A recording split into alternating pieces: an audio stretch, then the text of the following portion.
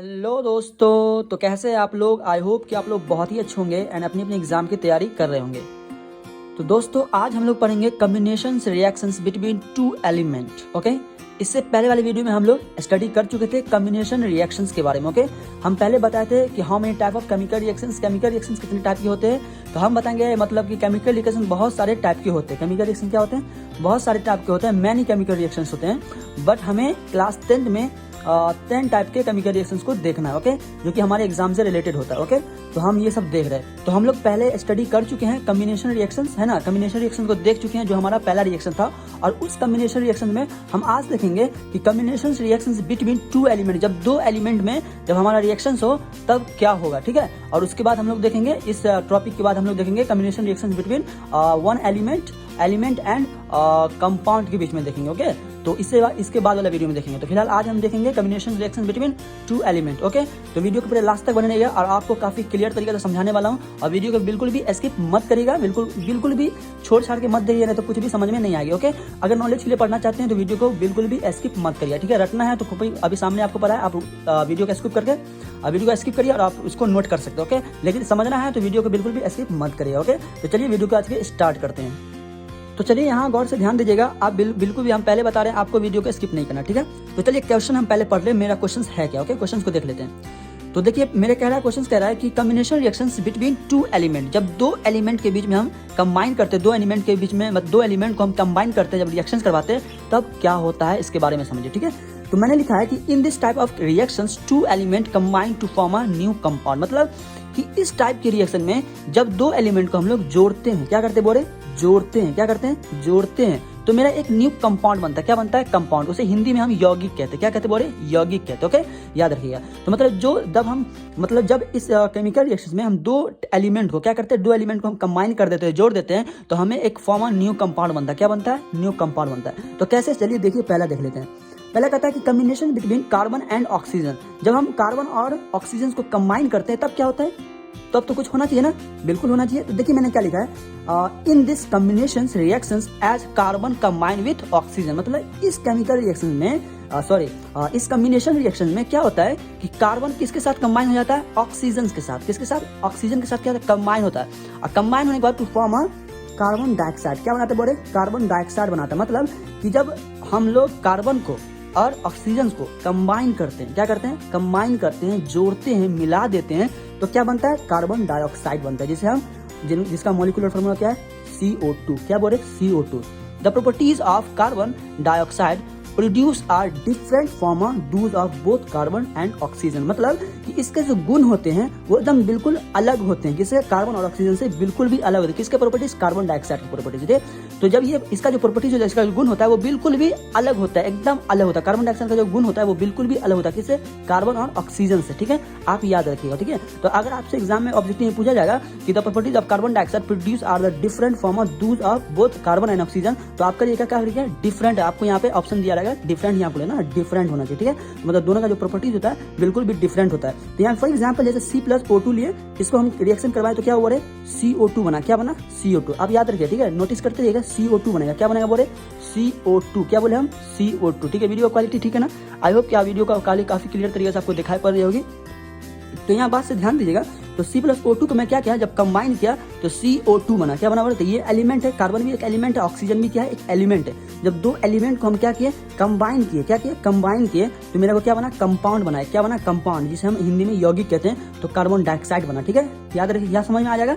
तो जब हम कंबाइन करते हैं, आपको अगर पूछा जाएगा कार्बन एंड ऑक्सीजन को जब हम कंबाइन करते हैं तो क्या बनता है, तो याद रखिएगा क्या बनता है, कार्बन डाइऑक्साइड, जो एक कंपाउंड है। क्या बोले, कंपाउंड। ओके, अब कुछ स्टार हम काफी इंपॉर्टेंट स्टार लिखे आपके लिए, तो उसको भी जरा देख लीजिएगा। ओके, जैसे कि पहला स्टार देख लीजिएगा, कहता है it is an exothermic reaction as a heat is evolved during the reaction, मतलब ये कहना चाह रहा है कि जब हम कार्बन को और ऑक्सीजन को क्या करते हैं, कंबाइन करते हैं, रिएक्शंस करवाते हैं, तो यहाँ पे बोर्ड क्या होता है, हीट क्रिएट होता है। क्या होता है, हीट निकलता है, मतलब उष्मा जो होता है, गर्म उष्मा निकलता है, एकदम हीट होता है। ठीक है, तो हीट निकलता है। तो हम पहले ही पढ़ चुके हैं एक्सोथर्मी के बारे में कि जो जब कोई रिएक्शन है ना, जब कोई कंपाउंड रिएक्शन करता है, एलिमेंट या कंपाउंड, ठीक है, दोनों मिलकर जब कोई रिएक्शन करता है उसमें हीट क्या होता है, प्रोड्यूस होता है, हीट निकलता है। क्या होता है बोले, हीट निकले तो उसे क्या कहेंगे हम, एक्सोथर्मिक रिएक्शन कहते हैं ना। आपको पता है, हम पहले ई वीडियो में इसके बारे में काफी चर्चा कर चुके हैं, इसके बारे में वीडियो बना चुके हैं। अगर आप नहीं देखें तो वीडियो के जाकर डिस्क्रिप्शन में लिंक दे दिया गया, या नहीं तो प्लेलिस्ट में जाकर देख ले। ओके, तो पहला स्टार मैंने लिखा है कि it is an exothermic reaction as a heat is evolved during the reaction। मतलब रिएक्शंस के दौरान क्या विकसित होता है, हमारे यहाँ पे हीट क्या होता है, निकलता है। हीट क्या होता है, विकसित होता है, मतलब हीट बनता है, गर्म होता है। तो जब ये गर्म हुआ था क्या हुआ, ये एक्सोथर्मिक रिएक्शन हो गया, हुआ कि नहीं। तो इसी तरीके से हम समझेंगे कोई भी रिएक्शन में अगर हीट क्या हो, प्रोड्यूस हो, तो वो एक एक्सोथर्मिक रिएक्शन कहलाएगा। ओके, आप इस चीज को बारे में याद रखिए, मैं काफी डिटेल में पहले इसके बारे में पढ़ा चुका हूँ। ओके, और वीडियो में इसको हटा यार, भागा कि नहीं, भाग गया।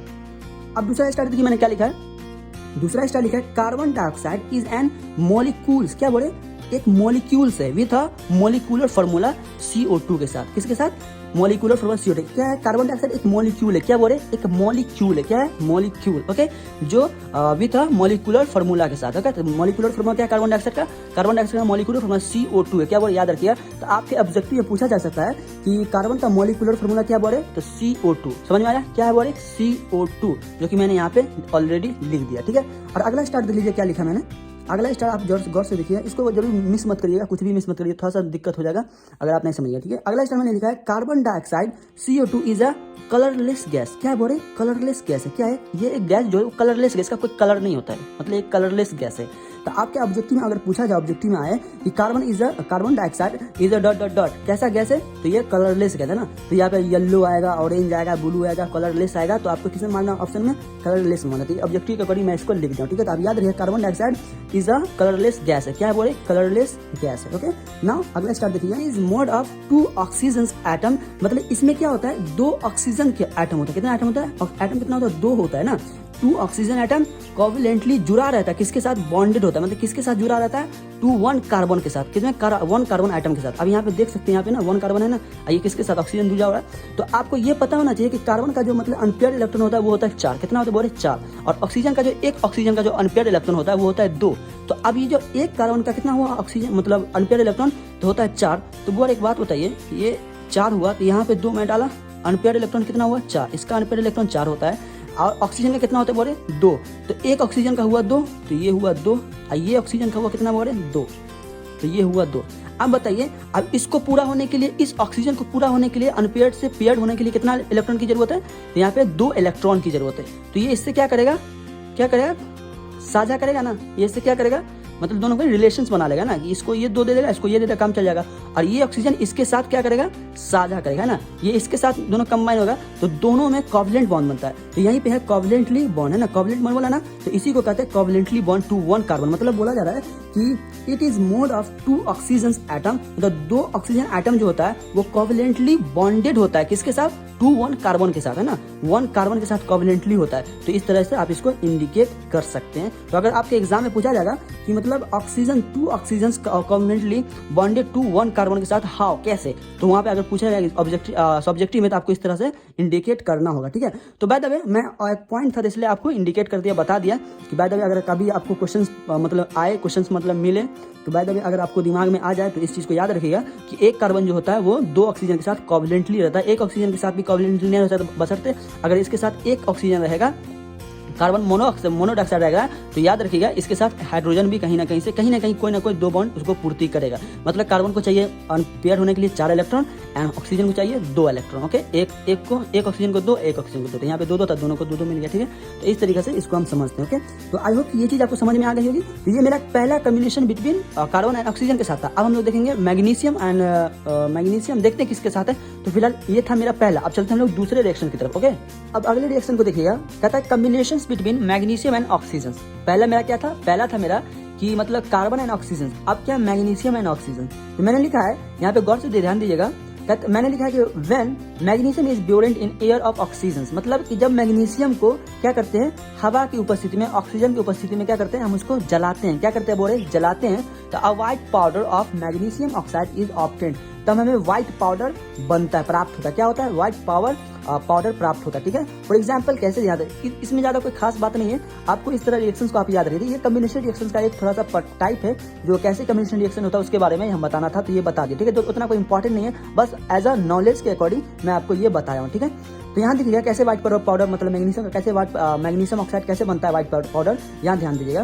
फॉर एग्जाम्पल 2 मोल मतलब 2 mg प्लस O2 अगर हम क्या कंबाइन करते हैं, क्या बोलते हैं, रिएक्शन करवाते हैं, कंबाइन करवाते हैं, तो हमें 2 मोल MgO बनता है। क्या बनता है? 2 MgO बनता है। तो जब हम मैग्नीशियम को ऑक्सीजन के साथ क्या करते हैं, रिएक्ट करवाते हैं, कंबाइन करवाते हैं, तो मैग्नीशियम ऑक्साइड बनता है। क्या बनता है? Magnesium oxide. ये व्हाइट होता है। क्या होता है? ये उजला सफेद होता है, इसका जो कलर होता है वो क्या होता है, एकदम व्हाइट होता है, पूरा सफेद है ना। और white powder of magnesium oxide क्या बोलता है, व्हाइट पाउडर बनता है। ठीक है, तो जब हम इसे हीट करते हैं, मतलब क्या करते हैं, जलाते हैं, किसके उपस्थिति में? एयर की उपस्थिति में। ठीक है, मतलब एयर के प्रेजेंटेशन में हम इसको जलाते हैं, तो हमें क्या बनता है? White powder of magnesium oxide. Magnesium oxide का जो होता है वो व्हाइट पाउडर बनता है। ओके, तो इसे याद रखिएगा। ठीक है, तो इसके यहाँ पे थोड़ा सा मिस्टेक हो रहा है, मैं लिखने में थोड़ा सा मिस्टेक हो गया था, तो मैं क्या क्या लिखा हूँ मैं बताना चाह रहा हूँ। यहाँ पे ध्यान दीजिएगा, यहाँ ध्यान दीजिए, मतलब यहाँ पे लिखा है, यहाँ पे Mg क्या है? मैग्नीशियम है, और O क्या है? ऑक्सीजन है, और यहाँ पे MgO क्या है? Magnesium oxide. ओके, आप इसे ध्यान रखिएगा, इसे याद रखिएगा। ओके, नाउ अगला देखिए, अगला रिएक्शन कहता है combination between iron and sulphur. जब आयरन को सल्फर के साथ क्या कंबाइन करवाया तब क्या होता है? तो कहता है कि आयरन सल्फाइड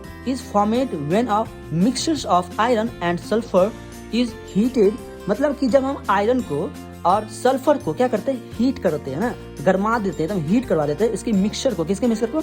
आयरन और सल्फर के मिक्सचर्स को क्या करते हैं? मिक्सचर को क्या करते हैं हम? जब इसको हीट करते हैं, गरमा देते हैं, तो फॉर्म क्या बनता है? हमें आयरन सल्फाइड बनता है। क्या बनता है बोले? आयरन सल्फाइड बनता है, जो कि यहाँ पे लिख जाता है। Iron sulphide is formed when a mixtures of iron and sulphur is a heated, है ना। जब उसे गर्म किया जाए तो हमें क्या बनता है? आयरन सल्फाइड बनता है। फॉर एग्जाम्पल Fe+S, है ना, आयरन प्लस सल्फर। जब इसे हम क्या करते हैं? कंबाइन करवाते हैं, रिएक्शन करवाते हैं, तो मेरा क्या बनता है? क्या बनता है बोले? आयरन सल्फाइड बनता है। वेयर जहाँ Fe क्या है? आयरन है, S क्या है? सल्फर है, और FeS क्या है बोले? आयरन सल्फाइड है। ठीक है, तो इसी तरीके से हम लोग इस रिएक्शंस को समझते हैं, जानते हैं। ये क्या था बोले? ये था मेरा कम्बिनेशन रिएक्शन बिटवीन क्या था? 2 एलिमेंट। मतलब जब 2 एलिमेंट के बीच में हम क्या करते हैं? कम्बिनेशन करवाते हैं। क्या करवाते बोले? कम्बिनेशन करवाते हैं। 2 एलिमेंट के बीच में जब हम कम्बिनेशन करवाते हैं तो क्या होता है, हम आपको बताते हैं। ठीक है, अब हम अगले क्लास में क्या करेंगे कि कम्बिनेशन रिएक्शन बिटवीन 1 एलिमेंट, मतलब एलिमेंट एक रहेगा और एंड एक क्या कंपाउंड रहेगा, तब क्या होता है। तो मतलब जब 2 एलिमेंट के बीच में रिएक्शन करवाए, कंबाइन करवाए, तो हमें क्या बना? कंपाउंड बना। अब हमें ये देखना है कि जब एक एलिमेंट और एक कंपाउंड को कंबाइन करवाएंगे, मतलब रिएक्शन करवाएंगे, तब क्या होगा। ये भी तो एक क्वेश्चन है ना।